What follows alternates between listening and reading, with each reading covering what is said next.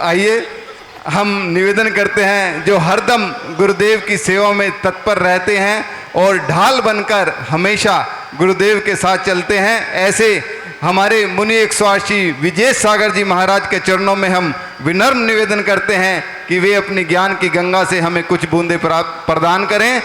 हे स्वामी नमोस्तु नमोस्तु नमोस्तु। चलिए, जितने लोग खड़े हैं सभी लोग बैठ जाएंगे भैया आप भी। नमो अरिहंताणम नमो अरिहंतानम नमो सिद्धाणम नमो सिद्धानम नमो आयरियाणम नमो आयरियानम नमो वज्रायाणम नमो वज्रायानम नमो लोई सव्वे साहुणम नमो लोए सव्वे साहुनम। बोलिए पंच परमेष्ठी भगवान की जय हो। आचार्य भगवान श्री 108 विराग सागर जी महाराज की जय हो। राष्ट्र मुनि श्री 108 विहर सागर जी महाराज की जय हो। बोलिए ऋषभ देव भगवान की जय हो। बोले मुनि 180 विजय सागर जी महाराज की, समस्त मुनि संघ की। महानुभाव, हम सभी लोग यहाँ पर क्षमा माणी पर्व मनाने आए और सभी लोग अपने अपने अंतरंग से जैसी जिसकी भावना होती है, जैसा जिसका मेलजोल होता है, व्यक्ति क्या करता है, उससे क्षमा याचना कर लेता है। पर हम लोग क्षमा तो मांग लेते हैं पर संस्कार देना भूल जाते हैं। एक बार एक जगह महाराज श्री प्रवचन के लिए गए और देखा सभी लोगों ने प्रवचन सुने और प्रवचन के बाद सभी लोग कहाँ जाने लगे, अपने अपने घर को जाने लगे। महाराज जी आहार के लिए उठने लगे। महाराज जी ने कहा सब चलेंगे, आहार का टाइम हो गया। सब लोग चले गए। एक माँ वहां पर बैठी थी, बुजुर्ग माँ थी, बैठी थी। महाराज जी आहार करके वापस आए, पर वो माँ 12 बजे के बाद भी वहीं पर बैठी हुई थी। जब उससे बोला माई भोजन करने नहीं जाना है, जाओ 12 बज गए, और कह के चले गए। जब 1 बजे महाराज जी शुद्धि के लिए बाहर निकले तो वो माँ वहीं पर बैठी हुई थी। जब महाराज जी ने फिर पुनः कहा कि माई तुम आहार करने नहीं गई, भोजन करने नहीं गई, क्या बात है? उस माँ के आंखों से आंसू बहने लगे। जब उस माँ की आंखों से आंसू देखे तो महाराज जी ने पूछा क्या हुआ, क्यों रो रही हो, आखिरकार क्या बात है, भोजन करने क्यों नहीं जा रही हो? वो माँ कहने लगी कि महाराज आज 31 तारीख है। क्या कहा? आज 31 तारीख है। महाराज जी ने कहा कि 31 तारीख है, मैं कुछ समझा नहीं, मुझे बताओ। महाराज जी मेरे 2 पुत्र हैं और मैंने उन्हें खूब पढ़ाया लिखाया, इतना काबिल बना दिया, और आज बड़ी बड़ी पोस्ट पर बैठे हुए हैं दोनों बच्चे। तो फिर बात क्या हुई? पोस्ट पर बैठे, अच्छी बात है कि महाराज जी जब मुझे रखने की बात आई, मेरे पति एक्सपायर हो गए, अब मैं अकेली बुढ़िया। जब रखने की बात आई तो बोला गया कि 15 दिन माँ को तुम रखोगे, 15 दिन हम रखेंगे। ऐसे करके क्या हो गया, बंटवारा हो गया। जब जब 31 तारीख आती है तो उस माँ का क्या हो जाता है, उपवास हो जाता है। महानुभाव, हम क्षमा मांगते हैं, क्षमा मांगना मैं समझता हूं कोई जरूरी नहीं है। जो बेटे अपने माँ बाप की सेवा करते हैं, सत्कार करते हैं, भैयावृत्ति करते हैं, उनका ध्यान रखते हैं, वास्तविकता में अगर क्षमा मांगना है तो अपने माता पिता से क्षमा मांग लेना, आपका जीवन धन्य हो जाएगा। आज हम क्षमा किससे मांगते? पहले तो अंतर्देशी चलते थे, लेटर लिख के पहुंचाए जाते थे, जो मिलने वाले होते थे चिट्ठी लिख के पहुंचा देते थे कि उत्तम क्षमा उत्तम क्षमा। पर परंपरा थोड़ी बढ़ती गई और मॉडर्न आ गए, व्हाट्सएप आ गया। अब आजकल चिट्ठी वगैरह बंद हो गई, किस पे क्षमा हो गई? व्हाट्सएप पे लिख देते, खम्मा वो मिच्चामी डुकड़म। आजकल चलन चला है मिच्चामी डुकड़म का। हम लोग क्या करते हैं? क्षमा उससे मांग लेते हैं जिससे हम व्यावहारिकता रखते हैं, बोलचाल है, पर उनसे कभी क्षमा नहीं मांग पाते हैं जिनसे हमारी बोलचाल नहीं है।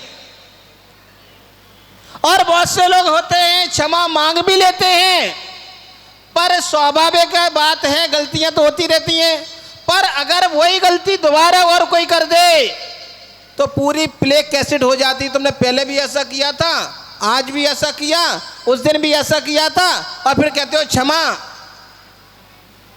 क्षमा महानुभाव तभी होती है जब हम पुरानी बात को क्या कर देते हैं? डिलीट कर देते हैं। पुरानी बात अगर हमारे मन में आज भी बैठी हुई है तो वो क्षमा नहीं होगी तुम्हारी, क्योंकि कहा गया है क्षमा वीर मांगते हैं और उनको क्षमादान महावीर किया करते हैं।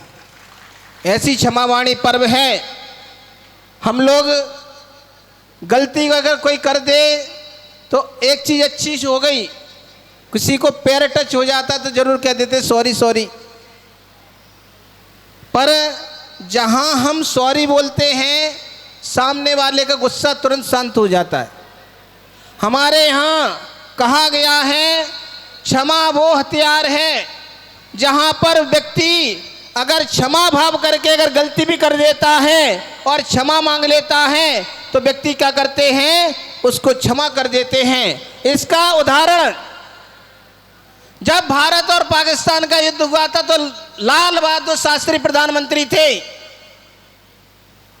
उन्होंने जब युद्ध जीता था और फिर कह दिया था कि हमारे यहाँ भगवान महावीर स्वामी का संदेश चला आ रहा है, जियो और जीने दो, क्षमा वीरस्य भूषणम चला आ रहा है, और उन्होंने उसको भी क्षमा दान दे दिया था। हम ऐसे भारत के नागरिक हैं। महानुभाव, कभी विचार करो, आज हमें सभी को क्या करना पड़ता है? निमंत्रण देना पड़ता है, आप आइए आप आइए आप आइए। लगता है कभी कभी सोचता हूँ कि हम महावीर के अनुयायी हैं, आज क्षमावाणी एक साथ मनाने की क्यों आवश्यकता हो गई? कभी विचार किया? अभी लाल किले पर महाराज सिंह ने जो 18 दिसंबर का प्रोग्राम किया है, क्यों करने की आवश्यकता हो गई? कभी विचार किया? आज हमारे मंदिरों को घेरा जा रहा है, अभी सोनागिर की घटना है, ताजी ताजी घटना, तो क्यों ऐसा हो रहा है?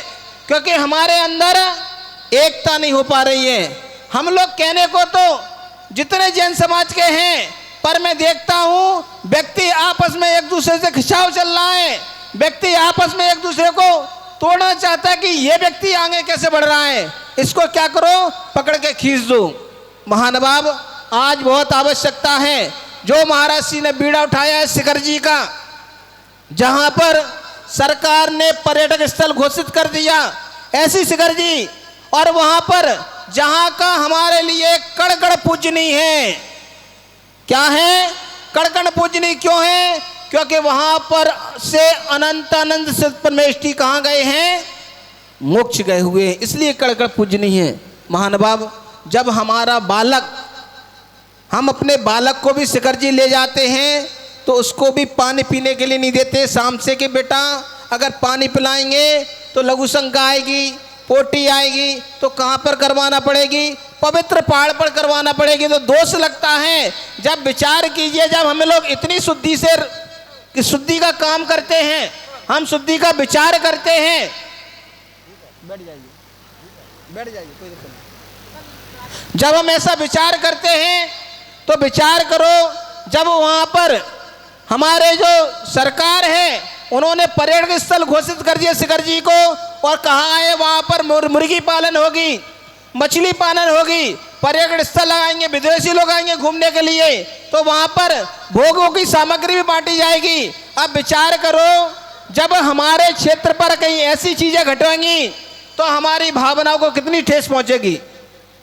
हमने आज तक सरकार से लिया कुछ नहीं है सिवाय देने के सिवा, क्योंकि जैन समाज कहने को तो मुट्ठी भर है, पर सरकार के लिए टैक्स देने के लिए 40% टैक्स अगर कहीं भारत में भरता है तो हमारी जैन समाज भरती है। महानुभाव, जब ऐसी स्थिति है तो हमारे सिद्ध क्षेत्र शिखर जी को पर्यटक स्थल घोषित करने की क्या आवश्यकता है? अगर घोषित करना है तो वो धार्मिक स्थल घोषित किया जाए। महानुभाव, ऐसा राष्ट्रसंत मुनि विहार सागर जी महाराज जी ने एक आह्वान किया है, और मैं यहाँ पर जितनी भी समाज जहाँ जहाँ से लोग बाग आए हुए हैं, मैं उनसे एक ही निवेदन करना चाहता हूँ कि आप अपने यहाँ से जितने ज़्यादा से ज़्यादा लोग लाल किले पर 18 दिसंबर को पहुँचेंगे तो उससे धर्म की प्रभावना होगी। जब हम एक साथ एक मंच पर एक स्थान पर बैठेंगे तो हमारी आवाज़ लाल किले से पूरे हिंदुस्तान में गूंजेगी, और एक शिखर जी के लिए एक स्तंभ महाराज जी ने सोचा है, वो कार्य पूरा होगा। महानुभाव, तो ऐसे ही 18 दिसंबर को रविवार का दिन है, और गुड़गांव में भी चिंता मत करना, हमारे धनेंद्र जी ने कह दिया है जितने भी लोग जाएंगे उनके लिए बस की व्यवस्था मैं करूंगा अपनी तरफ से। एक बार उनके लिए जोरदार ताली बजा दीजिए। महानुभाव, ऐसा क्षमावाणी का दिन जहाँ पर कहा गया है, हम लोग सबसे पहले क्षमा करते नहीं हैं, पहले क्षमा मांगते हैं, क्योंकि हाथ उनके ही जुड़ते हैं जिनका अहंकार खत्म हो जाता है। क्यों कहना पड़ा जय जिनेंद्र करो? क्योंकि हमारा अहंकार बहुत आगे रहता है, मान आगे रहता है। हम ऐसे चलने वाले हैं, जब हमारे हाथ जुड़ जाते हैं तो विनम्रता आ जाती है, और जिसके अंदर विनम्रता आ जाती है, क्षमा वाणी आ जाती है, क्षमा धर्म आ जाता है नियम से, महानुभाव, वो आगे चल के एक दिन भगवान बन जाया करता है। तो ऐसी क्षमा वाणी हमें मनाना है, हमें अपने माता पिता की सेवा करना है, उनकी आज्ञा का पालन करना है। हम कुछ कर पाए चाहे नहीं कर पाए, मैं ये नहीं कहता कि अपने हाथ से भोजन करवाओ, पर शाम को एक बार जब अपने अनुष्ठान वो दुकान से आते हो या जॉब से आते हो, एक बार झूठे मुंह जरूर पूछ लें, माँ भोजन कर लिया, पिताजी भोजन कर लिया। अगर हम इतना पूछते अपने माता पिता से तो माता पिता कहते हैं कि संसार में हमारे पुत्र और बेटे जैसा संसार में और दूसरा कोई नहीं है। माँ को कुछ नहीं चाहिए, पिता को कुछ नहीं चाहिए, बस थोड़ा सा पूछ लोगे तो उनकी सहानुभूति, उनके भाव लग जाते हैं कि वास्तविकता में हमारा बेटा, राजा बेटा अगर कोई है तो मेरा बेटा है। महानुभाव, ऐसी क्षमावाणी हम सभी लोग मनाएंगे, अपने जीवन में ऐसी भावना रखेंगे। और मैं महाराज